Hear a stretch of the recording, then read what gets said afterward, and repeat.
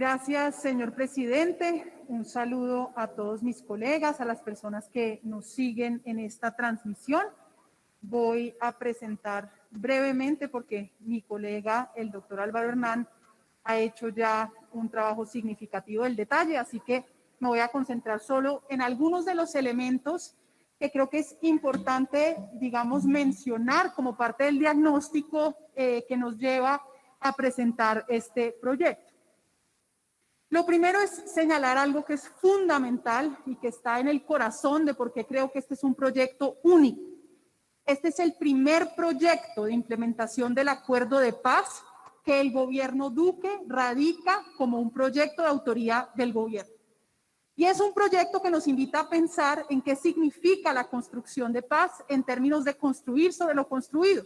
Desde finales de la administración Santos se venía trabajando en el alistamiento jurídico para la presentación de este proyecto de creación de lo que será una especialidad agraria y rural a través en su momento de la viceministra Juanica López. Se retoma ese proceso y luego con la llegada del viceministro Chaux se avanza definitivamente en que haga tránsito en este Congreso de la República. Y eso es importante porque tenemos un rezago del 39% en la implementación de las normas del Acuerdo de Paz, rezago que es aún más grave en el punto 1 sobre temas de desarrollo rural, en donde hay un rezago del 58%. En ese Acuerdo de Paz, el gobierno estableció un compromiso de crear mecanismos, dice específicamente, ágiles y eficaces de conciliación y de resolución de conflictos de uso y de tenencia de la tierra. De ahí que avanzar en ese proceso, a pesar de diferencias políticas e ideológicas, es un paso fundamental, y por eso el doctor Prada y yo, que en general estamos en desacuerdo en casi todo, hemos trabajado conjuntamente con colegaje en sacar adelante este proyecto en medio de las diferencias. ¿Para qué es esta jurisdicción, según establecía el Acuerdo de Paz, llamada jurisdicción en el Acuerdo de Paz? Para garantizar la protección efectiva de los derechos de propiedad, para resolver esos conflictos relacionados con los derechos de tenencia y de uso de la tierra, para promover la regularización de la propiedad rural y, por supuesto, para desarrollar mecanismos tradicionales con la intervención de las comunidades en la resolución de los distintos conflictos. Eso es lo que establece el Acuerdo de Paz y eso es lo que se materializa con este proyecto de ley.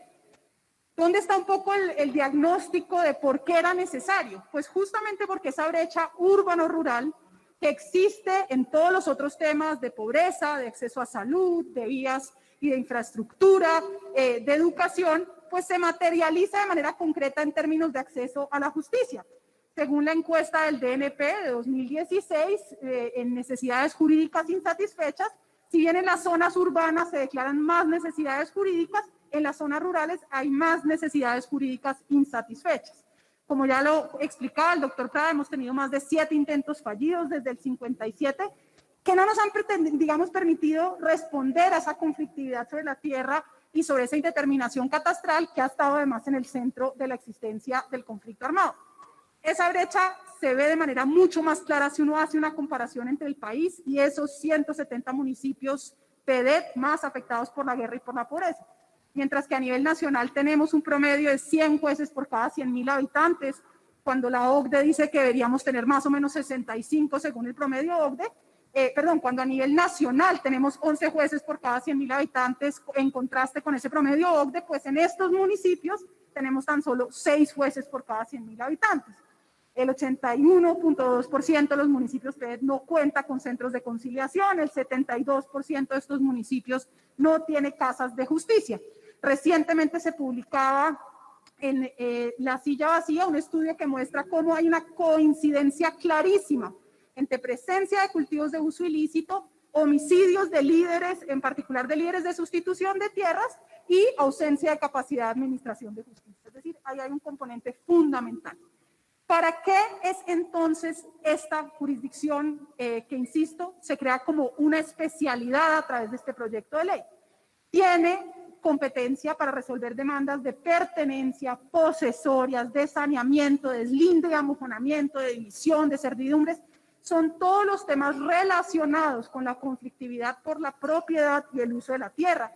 litigios sobre la adjudicación de baldíos, controversias derivadas de contratos de índole agraria como arrendamiento, parcería, compraventa de tierras, diferendas por el uso, ocupación o tenencia de tierras en páramos, controversias sobre zonas de ley segunda. En muchos de los territorios rurales de este país tenemos diferendos sobre zonas que fueron zonificadas bajo ley segunda y que hoy generan un montón de conflictividad social.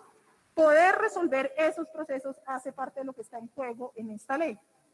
Ya el doctor Álvaro Hernán hacía referencia a algunas de estas características, voy a pasar brevemente sobre ellas.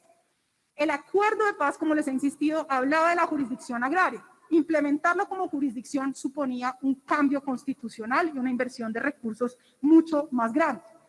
La decisión en este proyecto de ley, que yo creo que es acertada, es adoptar un modelo binario de dos especialidades, una especialidad en la jurisdicción ordinaria y una especialidad en la contenciosa administrativa, de tal forma que en la ordinaria se resuelvan los litigios por la propiedad y por el uso de la tierra entre privados, y en la contenciosa administrativa se resuelvan esos litigios cuando hay una propiedad que involucra al Estado.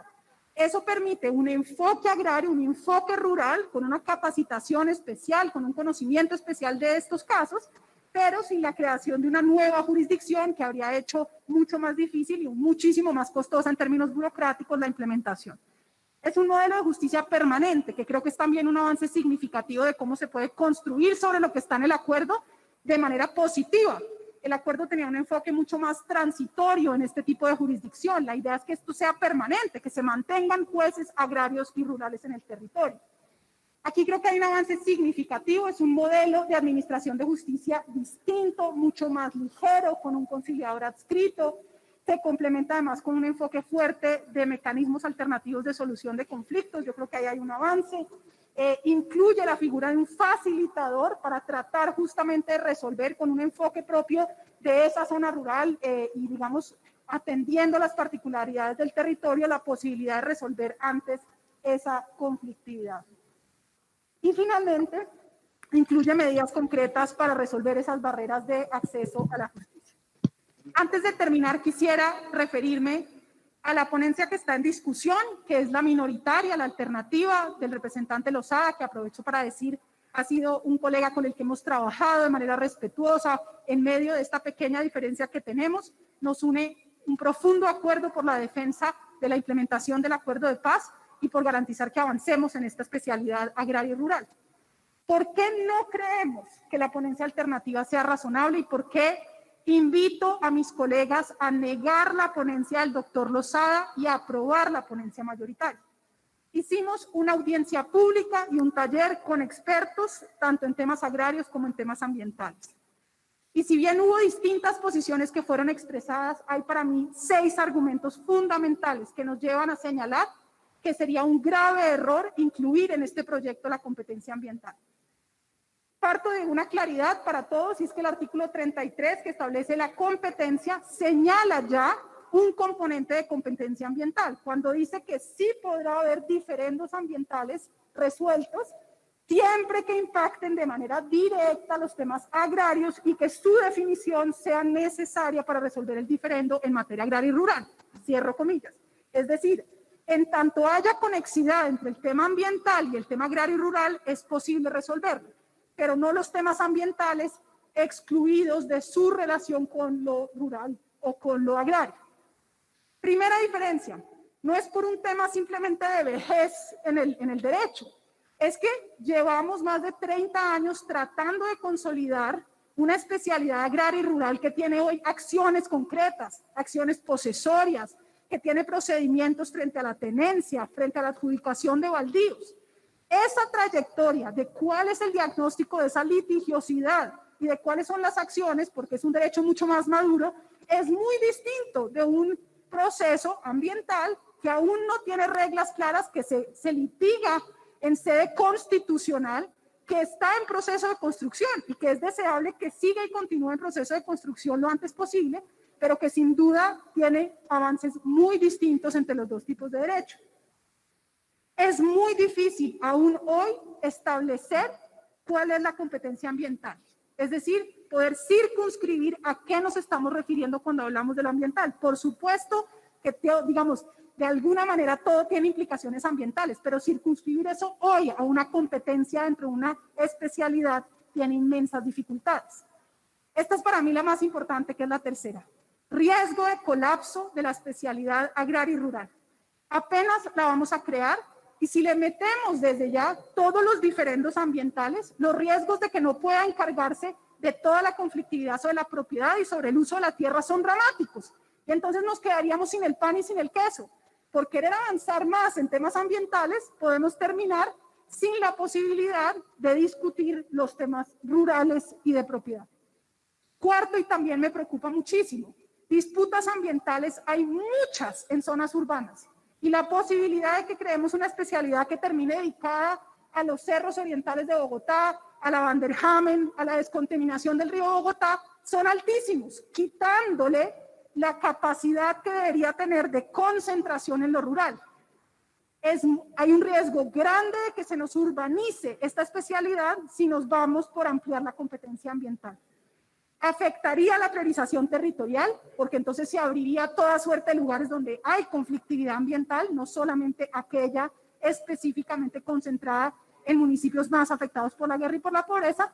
Y finalmente hay un riesgo también importante de que por vía de una visión agraria rural se termina absorbiendo lo ambiental y resolviendo los diferendos ambientales con un enfoque agrarista, que por supuesto sería exactamente lo contrario a lo que sería deseable desde un punto de vista ambiental. Esta es un poco la presentación, por eso los invitamos, insisto, a que apoyen la ponencia mayoritaria, es decir, en primer lugar, negar la ponencia del doctor Lozada para pasar a votar nuestra proposición.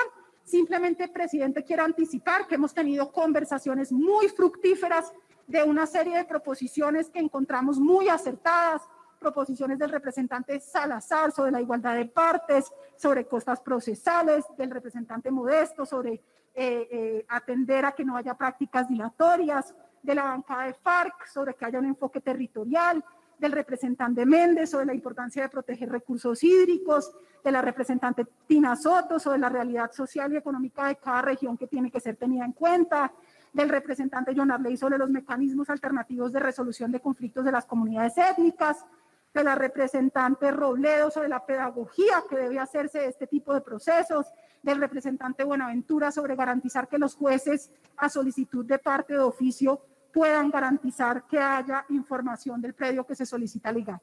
Entonces, todas esas proposiciones nutren el proceso. Vamos a pedirles, ojalá hacia adelante, que sean tenidas en cuenta y apoyadas y votadas favorablemente. Y les hemos pedido a varios representantes, frente a algunas otras proposiciones que no compartimos, que las dejen como constancia. Hay un grupo amplísimo de representantes que así lo ha advertido. Por esas razones, colegas, invitamos a negar la ponencia del doctor Lozada y a apoyar la ponencia mayoritaria. Muchísimas gracias, presidente.